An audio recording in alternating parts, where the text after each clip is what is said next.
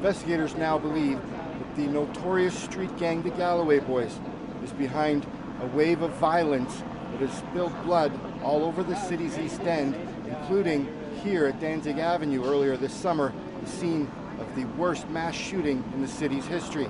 In all, they say the notorious gang is tied to 8 shootings, which have left 3 people dead and 28 wounded. Detective Sergeant Peter Trimble of the Toronto Police Homicide Squad walked us through the scene here at the housing complex on Danzig Avenue and explained how this gun battle erupted on July 16th during an outdoor barbecue, and how 4 to 5 gunmen, some Galloway Boys, some residents of Malvern, opened fire on each other through a crowd of upwards of 100 people. One of the Galloway Boys was using social media and was advising people that it was actually his party. He actually referred to it as his blocko, and he advised that he would be supplying Hennessy cognac on his tab for those who attended. This obviously garnered a lot of attention from other people, and people started arriving from the eastern end of Toronto, the western end of Durham region.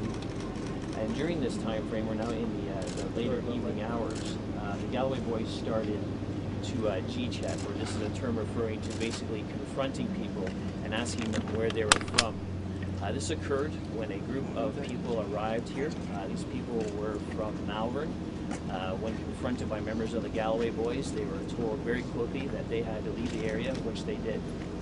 Unfortunately, a very short time later, people from Malvern returned, bringing other people with them. A second confrontation occurred, which ultimately led to a shootout. Now, earlier in the day, Homicide Detective Sergeant Brett Nickel walked us through another scene over on Lawrence Avenue East near Orton Park, behind a high-rise, where 24-year-old Dimitri Barnaby was gunned down late last year. It's believed that that murder was also involving the Galloway Boys, and he also outlined 6 other shootings involving the street gang. We did have eyewitnesses come forward. They weren't able to identify the suspects at the time.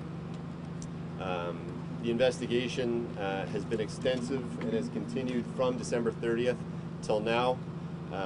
The Danzig party shootings generated a lot of information for us, generated new witnesses, people came forward, they wanted to help out, and then the ties were developed. Through the course of our investigation, we've learned that the Galloway Boys are involved in a conflict with gentlemen in the Orton Park area. This conflict has led to several other shootings.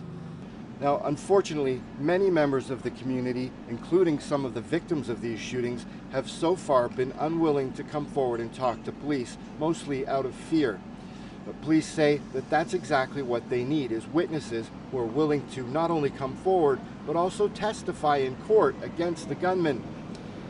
Without that, they can't move forward in these cases.